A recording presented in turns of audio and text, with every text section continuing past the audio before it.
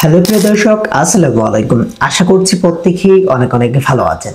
দেন আমরা আমাদের যে কোর্সে ইউটিউব কোর্সের ভিডিওগুলো আপলোড করেছিলাম, তার মধ্যে একটা ভিডিও হচ্ছে আজকের এই ভিডিওটি। তো আজকের এই ভিডিওটিতে আমি আপনাদেরকে দেখিয়ে দিব কিভাবে অ্যাডসেন্সে ব্যাংক অ্যাকাউন্ট সেট আপ করবেন। তো চলুন আমরা একটু বিস্তারিত কথা বলতে যাই। যেটা হচ্ছে আপনি কখন অ্যাডসেন্সে এটা অ্যাড করতে পারবেন, কিংবা ব্যাংক অ্যাকাউন্ট কিভাবে অ্যাড করবেন, কোন ব্যাংক অ্যাড করলে ভালো হবে, এই তিন চারটা বিষয়ে আজকের এই ভিডিওটিতে ক্লিয়ার করে দিব। তো ফার্স্ট অফ অল বিষয়টা হচ্ছে কখন আমরা অ্যাডসেন্সে ব্যাংক অ্যাকাউন্ট অ্যাড করতে পারবো। তো ফার্স্ট অফ অল এটা হচ্ছে আমাদের অ্যাডসেন্সে যখন $10 কমপ্লিট হবে, যখন আমাদের অ্যাডসেন্স ভেরিফিকেশন হবে বা অ্যাড্রেস ভেরিফিকেশন, তখন আপনাদের এখান থেকে ব্যাংক অ্যাকাউন্ট অ্যাড করতে পারবেন। তাছাড়া এখান থেকে অপশন দেওয়া হয় না, ঠিক আছে। আর সিম্পলি অনেক অ্যাকাউন্টও কিন্তু দিয়ে দেয়, যেটা হচ্ছে আবার অনেকলি ভিন্ন কারণে দিয়ে দেওয়া হয়। ব্যাংক অ্যাকাউন্ট, কোন ব্যাংক অ্যাকাউন্টে অ্যাড করলে অ্যাডসেন্সের টাকাটা তাড়াতাড়ি চলে আসবে।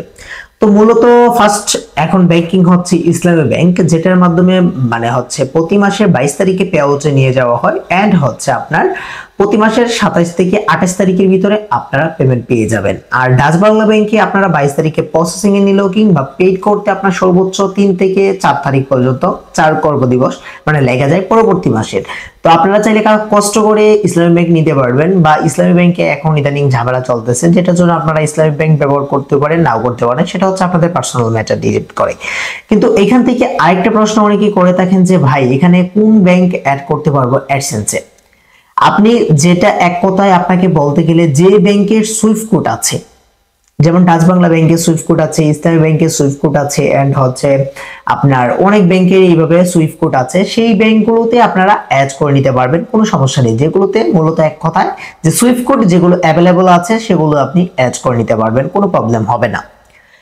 তো গাইজ, আরেকটা জিনিস হচ্ছে আপনাদের এখান থেকে অনেকেই প্রশ্ন করে দেখেন যে একটা অ্যাডসেন্সে আমরা কয়টা ব্যাংক অ্যাকাউন্ট অ্যাড করতে পারবো, কি এটা কি চেঞ্জ করতে পারবো, কিংবা হচ্ছে কোনো ঝামেলা হলে এটা পরিবর্তন করতে পারবো কিনা।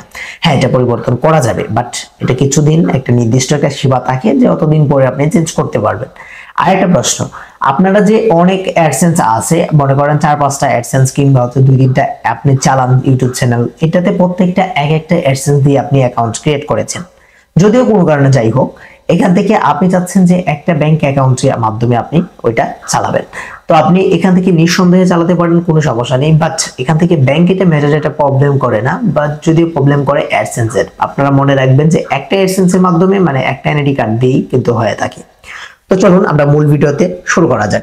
তো আমরা এখান থেকে পাশে দেখতে পাচ্ছেন আমাদের মোবাইল স্ক্রিনটা অন করে দিলাম, এই পাশে নয়তো ওই পাশে আপনারা দেখতে পারবেন মোবাইল স্ক্রিনটা। তো ফার্স্ট অফ অল আমরা চলে যাব হচ্ছে গুগল ক্রোমে চলে যাওয়ার পর এখান থেকে অ্যাডসেন্স লিখে সার্চ করে দিব, কিংবা হচ্ছে গুগল অ্যাডসেন্স লিখে আমরা এখান থেকে সার্চ করে দিব। তো এখান থেকে আমরা লিখে দিচ্ছি হচ্ছে গুগল অ্যাডসেন্স এখান থেকে, ঠিক আছে। অ্যাডসেন্স অ্যাকাউন্টে চাপ দেওয়ার পর এখান থেকে উপরে একটা অপশন আসবে, উপরেরটা আপনি ক্লিক করে দিবেন। ক্লিক করে দিলে এখান থেকে দেখতে পারবেন অটোমেটিক যদি সুইচিং করা থাকে তাহলে সুইচিং হবে, নয়তো এখান থেকে দেওয়া থাকবে। তো এখান থেকে ডেস্কটপ সাইটটা অন করে দিবেন। ওকে, ডেস্কটপ সাইটটা অন করে দেওয়ার পর এখান থেকে আপনি কি করবেন, এখান থেকে সাইন ইন যে বাটনটা রয়েছে সেই বাটনের উপরে ক্লিক করে দিবেন। সাইন ইন বাটনে ক্লিক করবেন, লগ ইন বাটনে ক্লিক করলে হয়তো বা ঝামেলা হতে পারে। আচ্ছা, যাই হোক, এখান থেকে আপনার অটোমেটিক্যালি যে জিমেলে খোলা আছে সেই জিমেলটা অটোমেটিক্যালি পারমিশন চেয়ে যাবে, এখান থেকে অটোমেটিক্যালি হয়ে যাবে, আর নয়তো আপনি পারমিশন দিয়ে দিবেন, ঠিক আছে। তো গাইজ, এটা মূলত এখান থেকে কি করবেন, 3 ডটে আপনি এখান থেকে চাপ দিয়ে দিবেন। 3 ডটে চাপ দেওয়ার পর এখান থেকে পেমেন্ট বাটনে আপনি ক্লিক করে দিবেন। ওকে, তো পেমেন্ট বাটনে ক্লিক করে দেওয়ার পর পেমেন্ট ইনফোতে ক্লিক করে দিবেন। ক্লিক করে দেওয়ার পর আপনি এরকম একটি ইন্টারফেস দেখতে পারবেন। তো এরকম ইন্টারফেসটাতে আপনারা অনেকে একটু লোডিং নেবেন, লোডিং নেওয়ার পর একটু ওয়েট করবেন আপনারা। তো ওয়েট করলেই আপনাদের কাঙ্ক্ষিত অপশনগুলো চলে আসবে। তো এখান থেকে দেখতে পাচ্ছেন আমাদের হচ্ছে 24.76 কিন্তু আমাদের জমা হয়েছে অলরেডি।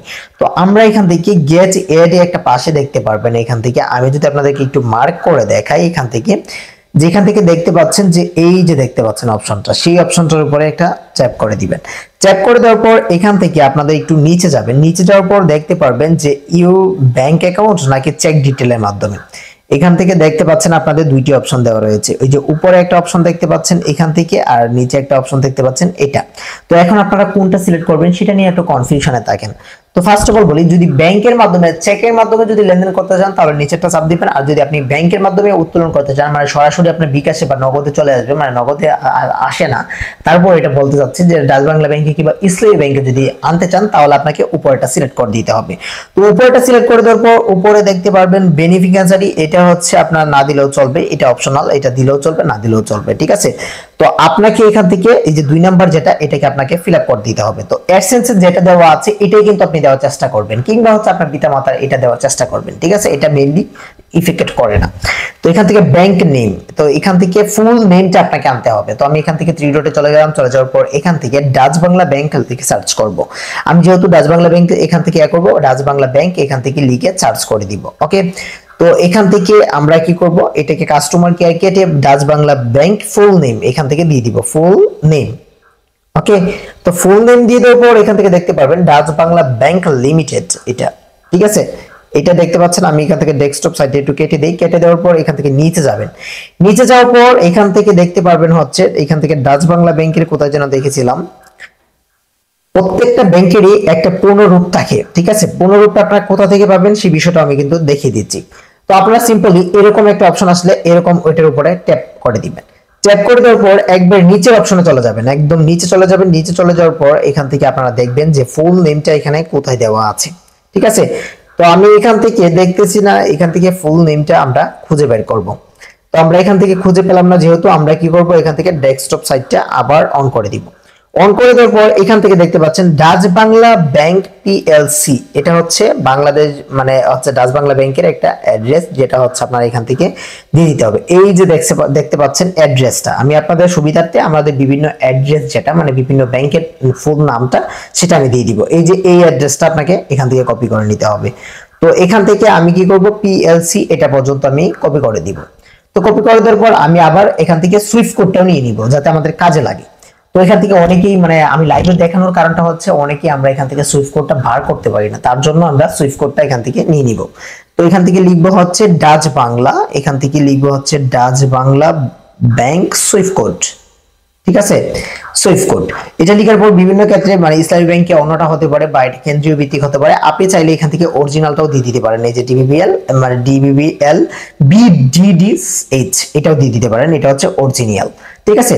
তো এটা হচ্ছে হেডকোয়ার্টারে। আপনি যদি মনে করেন এখান থেকে অনেকে প্রশ্ন করে দেখেন যে ভাই এখান থেকে কেন্দ্র ভিত্তিক যদি আমরা না দিয়ে বাংলাদেশ ব্যাংকের মধ্যে যেটা পারমিশন নিয়ে এসেছে মানে তাদের কেন্দ্রের মধ্যে যেটা হচ্ছে ব্রাঞ্চ, মানে ধরেন আমাদের নেত্রকোনা ব্রাঞ্চ রয়েছে, কেন্দুয়া ব্রাঞ্চ রয়েছে, কিংবা হচ্ছে ময়মনসিংহ ব্রাঞ্চ রয়েছে, এইভাবে ব্রাঞ্চ ভিত্তিক আমরা যদি না দিয়ে হেডকোয়ার্টারের যে ব্রাঞ্চটা রয়েছে বা আপনার মেইন যে ঠিকানাটা সেই ঠিকানাটা যদি দিয়ে দিই তাহলে হবে কিনা?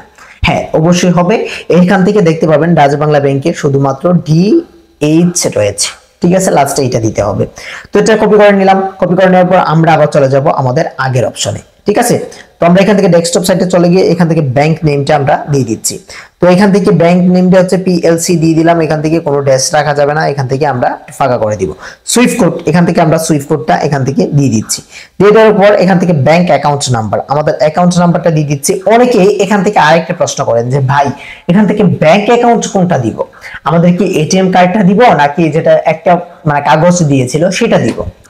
আপনি যখন আমি একটা কথা বলি, আপনি যখন ওপেনিং করেছিলেন তখন আপনাকে ডিপোজিট করেছিলেন 500 টাকা, 1000 টাকা, 2000 টাকা, 10,000 টাকা, আপনি ডিপোজিট করা লাগে।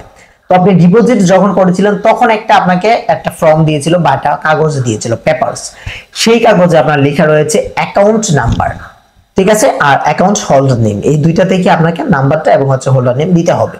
এটা মাস্ট। আপনাকে ব্যাংক কার্ডের নাম্বার দিলে অনেক সময় দেখা যায় টাকা আটকে যায়। আচ্ছা যাই হোক, এখান থেকে রিটাইপ অ্যাকাউন্ট নাম্বার, আবার আমরা অ্যাকাউন্ট নাম্বারটা মানে দিয়ে দিব। এখান থেকে কেয়ারফুলি আপনাকে কি করতে হবে, এগুলো অ্যাড্রেস গুলো ভেরিফিকেশন কমপ্লিট করে নিতে হবে, ঠিক আছে, যদি ভুল হয় তাহলে অনেক সমস্যা। তো এখান থেকে দেখেন বেনিফিশিয়ারি এটা আইডিটা অটোমেটিক্যালি বসে গেছে আপনার নামটা, যাই হোক এটা কাটার দরকার নাই, এটা বসে গেছে যেহেতু বসে যাক। এখান থেকে আপনারা কি করবেন, নাম্বারগুলো ঠিকভাবে দেখে নেবেন, দেখে নেওয়ার পর এখান থেকে সেভ বাটনে ক্লিক করে দিবেন। ক্লিক করে দিলেই অনেকেই দেখতে পারবেন এখান থেকে আমাদের সেভ অটোমেটিক্যালি কিন্তু হয়ে যাবে।